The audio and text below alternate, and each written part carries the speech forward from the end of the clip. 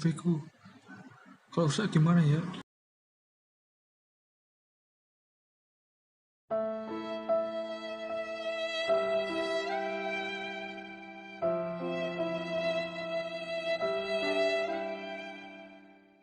Hei bro, kenapa kamu bersedih? HP-ku rusak. Aku nggak bisa ibadah online ini. Ya udah, ibadah bareng aku aja. Emangnya boleh? Boleh dong. Sini, ibadah sama aku aja.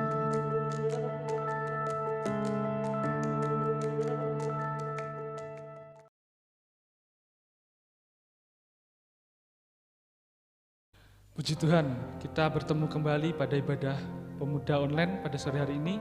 Mari kita sebelum melaksanakan ibadah pemuda, kita berdoa terlebih dahulu.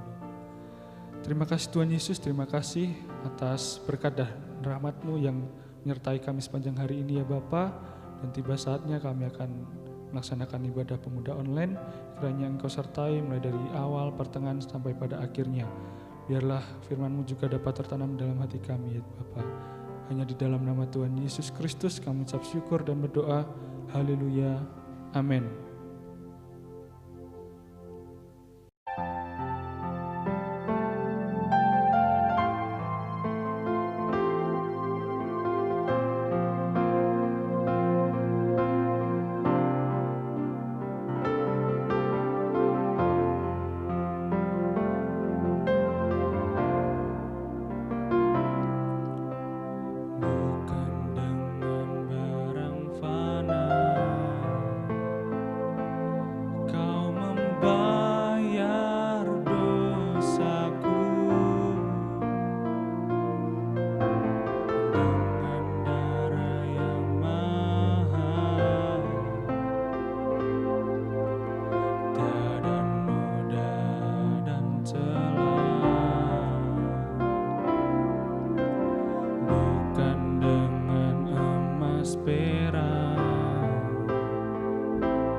Kau menebus diriku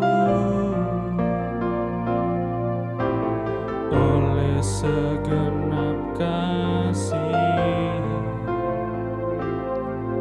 dan pengorbananmu. Ku telah mati dan tinggalkan cara hidupku yang lama. Semuanya sia-sia dan tak berarti lagi. Hidup ini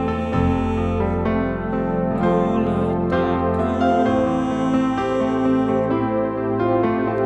pada mezbah-Mu ya Tuhan. Jadilah padaku seperti yang Kau ingini.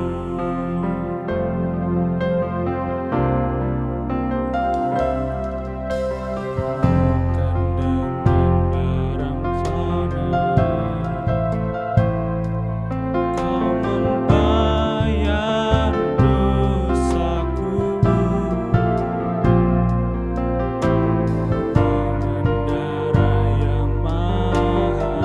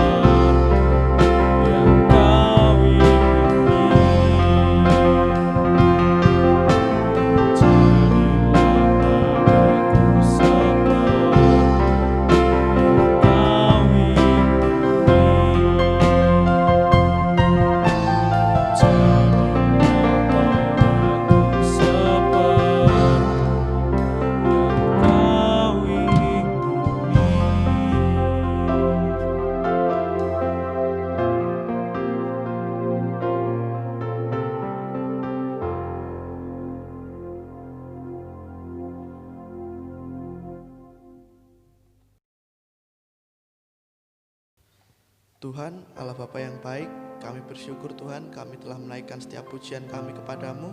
Kiranya pujian yang kami naikkan Tuhan boleh menyenangkan hatimu. Bapa, tiba saatnya untuk kami mau mendengarkan firman-Mu Tuhan. Tuhan, kami mau mempersiapkan hati dan pikiran kami Tuhan, supaya boleh menerima setiap kebenaran firman Tuhan. Tuhan, jadikan kami juga Tuhan bukan hanya pendengar tetapi pelaku kebenaran firman-Mu.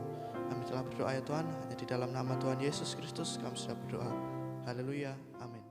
Selamat sore anak-anak muda yang dikasihi oleh Tuhan. Kita mau belajar dari firman Tuhan, hal-hal yang harus dibuang dalam hidup kita semua, yang harus kita tinggalkan. Kita membuka ayat pokoknya terdapat di dalam Filipi pasal 3 ayat 13 dan 14. Saya baca, saudara-saudara, aku sendiri tidak menganggap bahwa aku telah menangkapnya, tetapi ini yang kulakukan. Aku melupakan apa yang telah di belakangku dan mengarahkan diri kepada apa yang di hadapanku, dan berlari-lari kepada tujuan untuk memperoleh hadiah, yaitu panggilan surgawi dari Allah dalam Kristus Yesus. Paulus menyaksikan, dikatakan, aku belum dapat, tapi ini aku lakukan. Apa yang dilakukan yaitu melupakan semua ada di belakang. Nah, ini hal ini yang kita akan pelajari. Bagaimana kita sebagai anak-anak muda, sebagai orang-orang percaya pada Tuhan, kita mau melupakan yang lalu. Nah, kita mau belajar. Paulus menyaksikan ini, apa yang ditinggalkan Paulus. Kita akan lihat sedikit apa yang ditinggalkan oleh Paulus. Kita lihat di dalam ayat yang keempat dan kelima yang ditinggalkan oleh Paulus. Saya baca, sekalipun aku juga ada alasan untuk menaruh percaya pada hal-hal ria. Jika ada orang menyangka dapat menaruh percaya pada hal-hal ria, aku lebih lagi.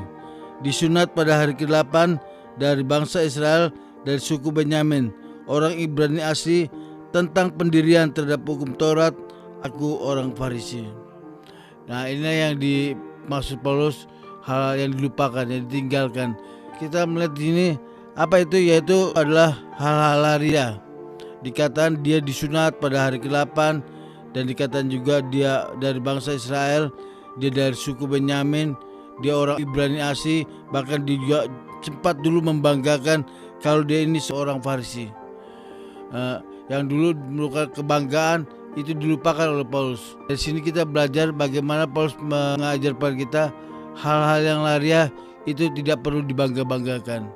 Sebagai orang yang kaya, entah sebagai kita sebagai anak orang yang terpandang, itu hal laria, gak perlu kita banggakan, harus ditinggalkan, dilupakan semuanya itu. Dikatakan Paulus disunat hari ke-8, tapi juga Paulus pernah berkata di dalam Galatia pasal 6 ayat 15, sebab bersunat atau tidak bersunat tidak ada artinya, tetapi menjadi ciptaan baru itulah yang ada artinya. Sekarang dia tidak membanggakan kalau dia pernah disunat. Dia disunat hari ke-8, tapi dia juga mengajarkan Galatia pasal 6 ayat 15 bahwa bersunat atau tidak bersunat itu sama saja, gak ada artinya. Yang ada artinya adalah menjadi ciptaan baru. Bagaimana untuk menjadi ciptaan baru? Ya harus lupakan yang lalu.